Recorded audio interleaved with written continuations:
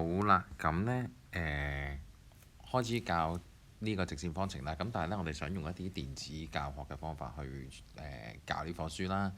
咁我喺唔同嘅章節呢，就會用一啲 Apps 啦，去幫大家去理解直線方程係啲乜啦，同埋有啲咩要注意嘅地方。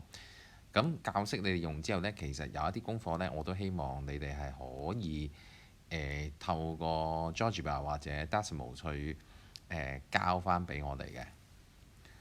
咁就先教大家點樣用 GeoGebra 去畫一條線啦。咁最主要我哋要理解到呢一條直線呢，其實係需要起碼有兩點。咁我哋就用兩點嘅方法呢去揾一條直線。咁首先我哋就要揾翻啦 GeoGebra 嗰個 Apps 啦，咁就係呢一個位啦。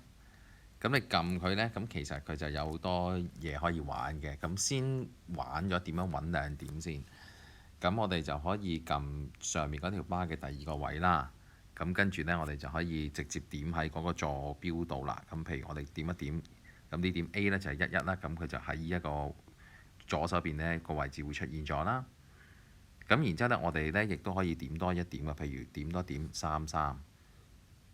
好啦，咁我哋有兩點，我哋就可以畫到一條線啦。咁嗰條線點樣畫呢？上面嘅第三個位呢，你見到有一個位係兩點同埋一條線穿住嘅。咁我哋呢就撳條線啦。咁跟住呢，我哋呢就嘗試呢，就將呢條線呢就撳喺呢兩點度啦。咁佢呢就可以連成咗一條直線啦，透過穿過 A 點同 B 點。咁呢個情況呢，就係可以將用 GeoGebra 呢用兩點去畫一條線。咁個兩點唔一定要係11或者33嘅，你用其他點都得。咁我可以呢，嗱，你哋其實可以 save 咗張圖嘅。咁啊呢個位嗰三間右上嗰三間你可以開啦。咁然之後有好多俾你揀啦。咁呢，我就唔揀咁多嘢啦，我就開個新 file 啦。咁我就唔 save 啦。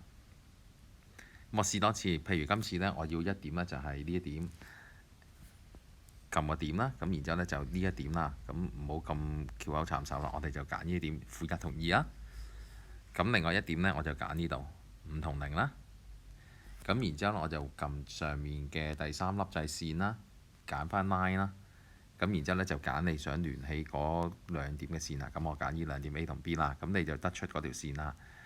咁我仲想大家睇多樣嘢係咩呢？我哋係講直線方程，咁當然係有條方程啦。咁嗰條方程呢，你會見到呢喺左手邊嘅 column 呢，咁你會見得到嘅，即係而家下低呢一個，我撳着佢呢一個位置呢，咁你見到有 x 加3y等於5。